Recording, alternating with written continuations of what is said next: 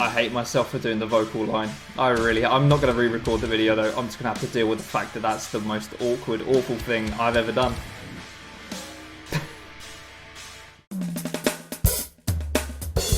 Hopefully from now on my videos are going to look a bit nicer. I've invested in a light, which I've realised if I do this, you can see, there it is.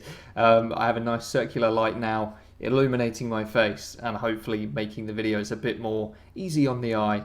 I know sometimes my camera likes to play about and kind of focus on things that it shouldn't focus on, and it messes with the lighting, and overall it's something I've not been happy with for a very long time. So now I'm hoping that this is going to change things, and there you go, you can see it again. Look, does that work? Yeah. And this will make things a bit nicer going forward. So if you think the lighting setup is better, please let me know in the comments. Hopefully it is, because it's not like I broke the bank on that thing, but you know, lights aren't cheap apparently. Who would have known? So yeah, if you think the videos look nicer, then please validate me buying the light in the comments. It will make me feel better about spending the money. But anyway, today we are taking a look at, quite often requested, the drum playthrough of the song Demolisher by Slaughter to Prevail. This is the official playthrough of the song by the band's drummer, whose name I'm going to butcher, I'm very sorry, but I believe it's Evgeny Novikiov. It might be like Evgeny or something like that. Maybe the V is a U. I'm not sure. But then it would be like Novikiov. Or maybe that is how you say it, actually. That could be correct. Someone can tell me in the comments. But anyway, this song kicks ass. I really like, what's his name? Cardavox Academy. His reaction to the vocal performance of this song is very cool. I really dig that guy's channel. So maybe I'll leave that linked in the description if you want to check it out. But yeah, this song's just crazy. I think I watched this when it first came out. But anyway, so it's not going to be like a first time watching reaction, but we will just enjoy watching Evgeny, not sure how you say it. We'll just enjoy watching him play. Here we go.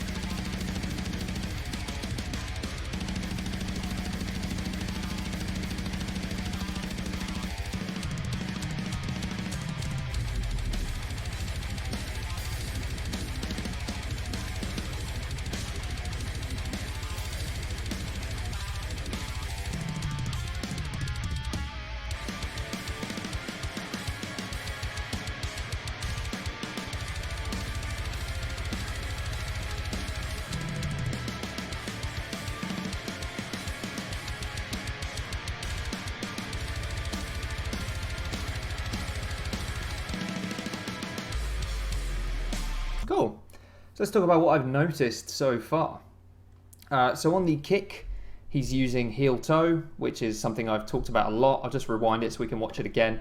It's not something that I can actually do. And yeah, I know a lot of people that struggle with it. There's a reason that when you search heel toe lesson, whatever, all the videos have so many views, because it's a really difficult technique. It's not an essential technique.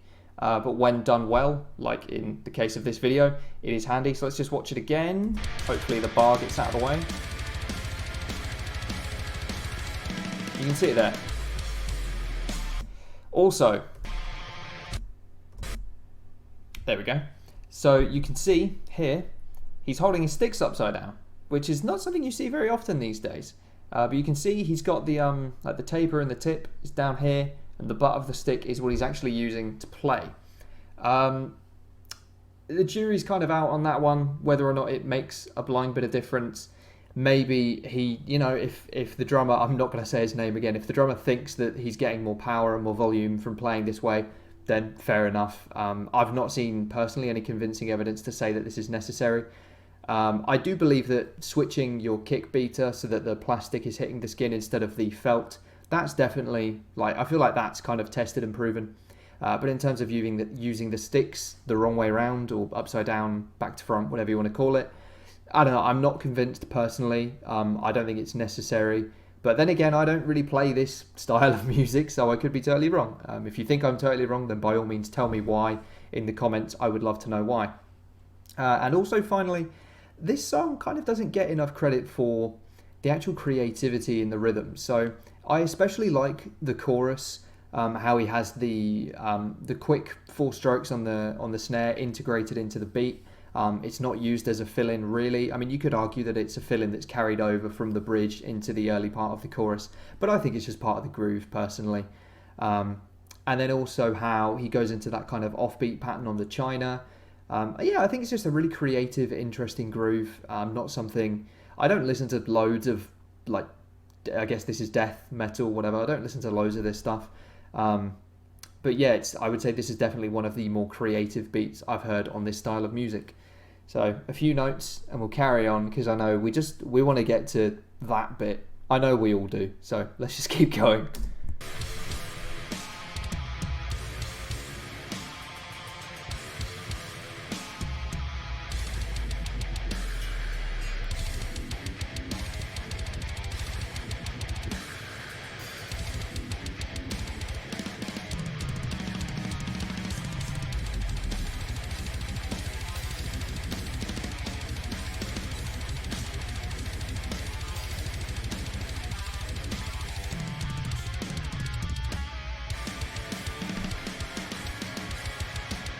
Such a cool groove.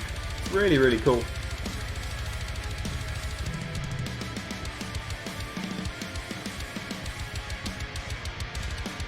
There's a lot to it, you know. It's not a basic beat at all. Okay, time for more gravity blasts, I think. Oh no, this one's just straight up finger technique. Wow.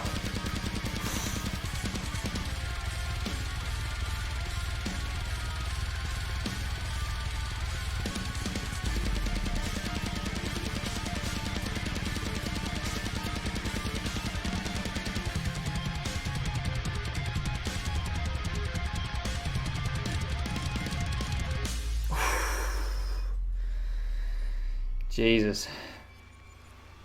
Oh my god. Alright, hold on to your hats, everyone. It's weird listening to it without Alex's vocals.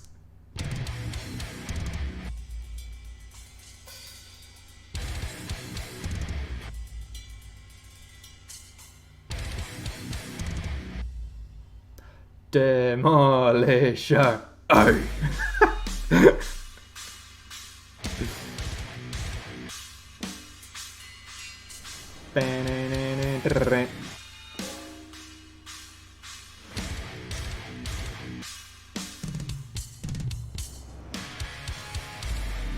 I hate myself for doing the vocal line. I'm not going to re-record the video though. I'm just going to have to deal with the fact that that's the most awkward, awful thing I've ever done.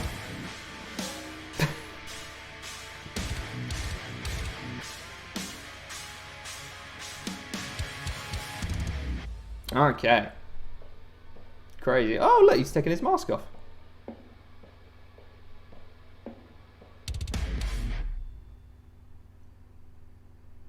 Nice. That was a very cool ending. I want to go back to the very start because I mentioned gravity blasts a minute ago, and I didn't actually comment on it at the start of the video when he was doing them because I thought he was going to do them again. But then the kind of pre-breakdown portion of the song where he's just blasting looked like it was kind of like a push-pull finger technique.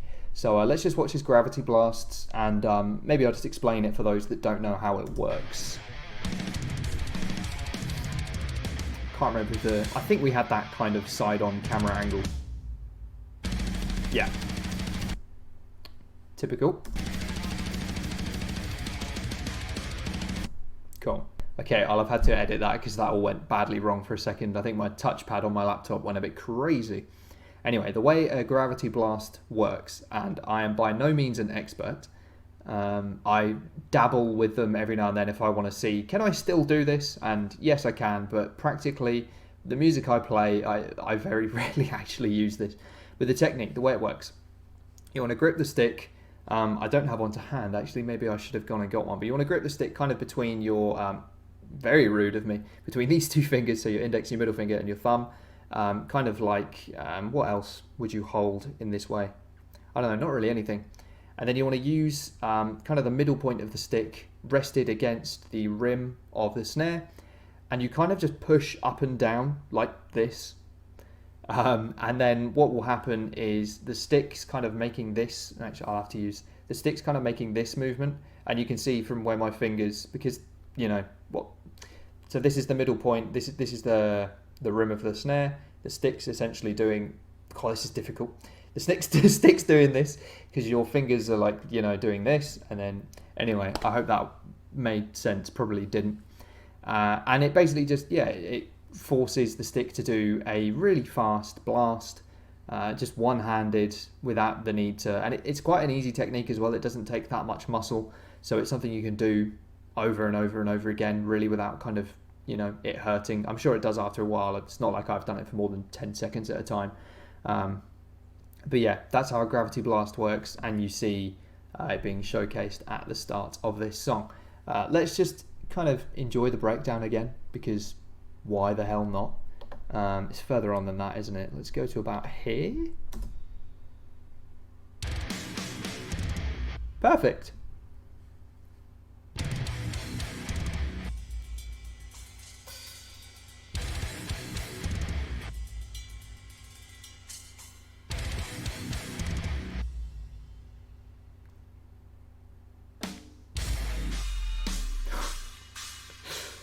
It is definitely missing something without Alex's vocals, but still.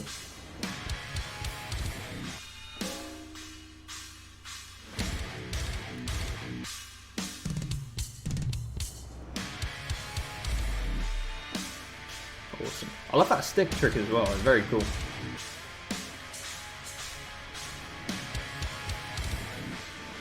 I've just noticed with the very fast kind of 4-stroke roll on the kick, he doesn't actually use heel toe. He uses more of like a swivel kind of technique. So let's just watch that again.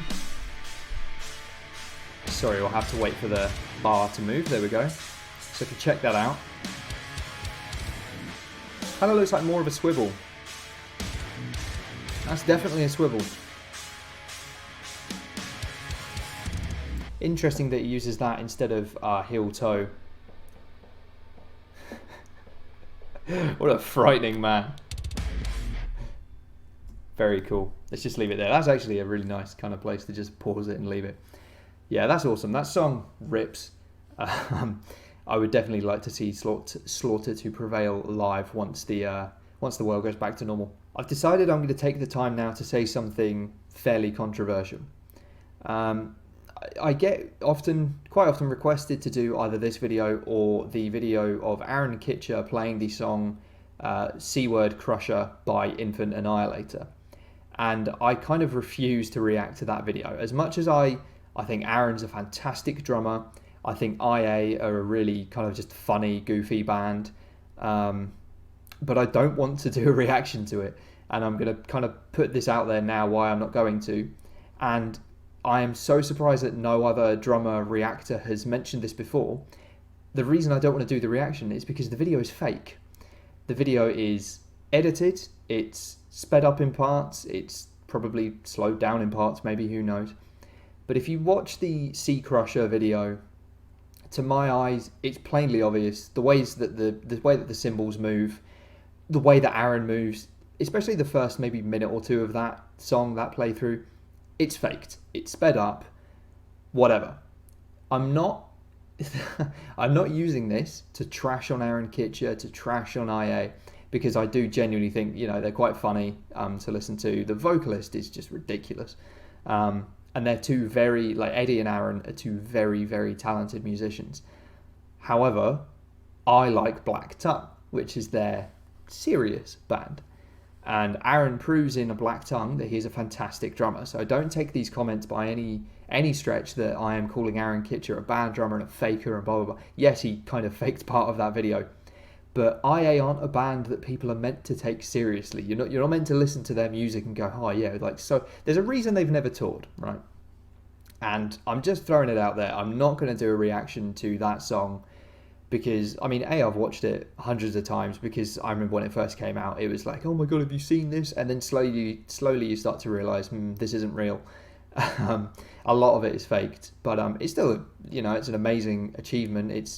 It's excellently programmed drums, and he can clearly play the rhythms and the beats and the grooves and the fills and whatever, but just at a slower tempo. I mean, I still couldn't play it at the slower tempo. But anyway, just throwing that out there. This, to me, this playthrough of Demolisher is far more organic. It looks way less edited. I mean, sonically it's edited a bit, especially with the, I think every second snare in the breakdown, there's like a nice clang to it, almost like the Slipknot, you know. Beer, what's it called? What the hell's that big metal thing? I can't think of the word for it right now. Maybe it'll be on screen. Yeah, it kind of has that effect to it. And I think the volumes of everything has been brought up as well, because everything's like, you know, kind of perfect. But that's fine, because to my eye, he can play the song. And that's all that matters, really. I mean, when you go and see them live, everything's going to be cranked up to 11 anyway, so it doesn't really matter, does it? But anyway, a bit of a tangent for the last couple of minutes. Oh, wow, this video is too long. Yeah, a bit of a tangent for the last couple of minutes, but I just wanted to get it out there. That's why, no matter how many requests I get, I am not going to do a reaction to that other song. But I enjoyed this a lot. It's very, very impressive. Thanks very much for watching. Leave your suggestions in the comment section for people you want me to check out, and I will hopefully see you on the next one.